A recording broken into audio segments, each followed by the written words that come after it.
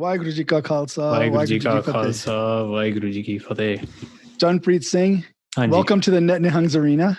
All right. I'm really excited to talk to you. You have different perspectives on a lot of different things. And sitting here looking at you, one of them popped into my head. You have an interesting theory about the Star Wars Sith and Sikhi. Oh. I should have known you were going to bring that up. Okay, sure. Why don't you explain? Because I think for the most part, most people associate the Sikh with the Jedi. That we see a lot of parallels with the Jedi. Right. And you have a different theory on this. Well, can you explain that a little bit?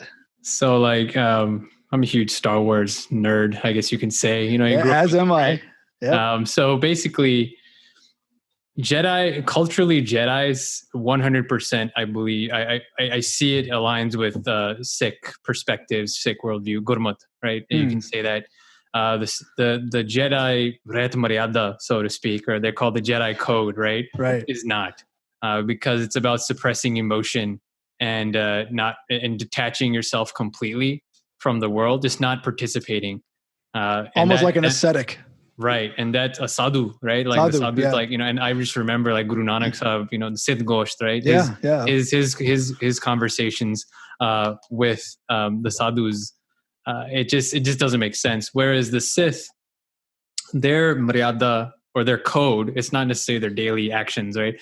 It recognizes emotions and the place that they have, and also being full-fledged members of society. Their culture and how they do it obviously isn't aligned with Gurmat, but that's where I try to draw a line. I'm like, Sikhs are neither, and they're not in the middle, and that can lead into a lot of other conversations there. But that's where my perspective comes from there.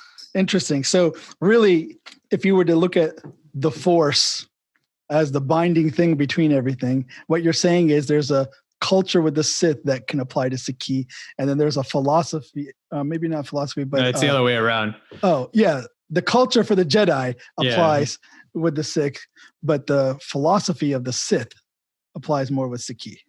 Yeah. I mean, obviously I would edit a few things because they're very focused on, so the thing is that, so, you know, if we look at like the Panch Chor or whatever, right? Yeah. The Sith actually succumb to the Chor, but at least they're playing in the arena. Okay. The Jedi, they just try to kill it off completely. Which is also dangerous. We saw that it was dangerous. Right. Yeah. I mean, yeah, exactly. Right. Yeah. The movies, the Skywalker saga is a complete example of that. Yeah.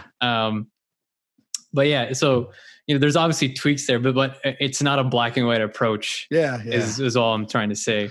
I've always applied the Asadivar to Darth Vader, to Anakin Skywalker. Right.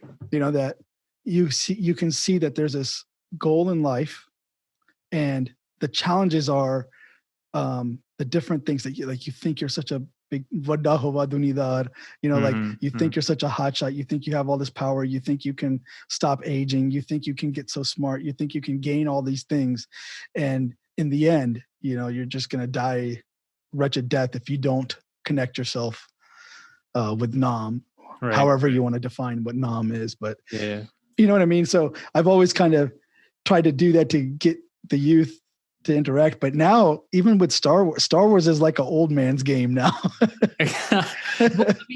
Maybe. I mean, you're older than me, but like, so me, it wasn't really about I actually never liked the movies. I was always a expanded universe type of person because I played the video. Right, that was my generation. Was the video, and to be honest, they explore these topics way more than you can imagine. There's actually there's a game series called Knights of the Old Republic where it's based around you making decisions. So you're put into various scenarios over like 60 to 80 hours. I mean, people can play that game for 150 hours through one playthrough, and there's all sorts of problem situations, and they have you make decisions in every situation, and then they try to classify them as light side or dark side, etc. But for me, because I was so like, you know, hey, I wasn't going, I knew what the Jedi way was and I knew what the Sith way was. I was just, there's like a meter that showed light and dark side alignment, and I was like, right in the middle.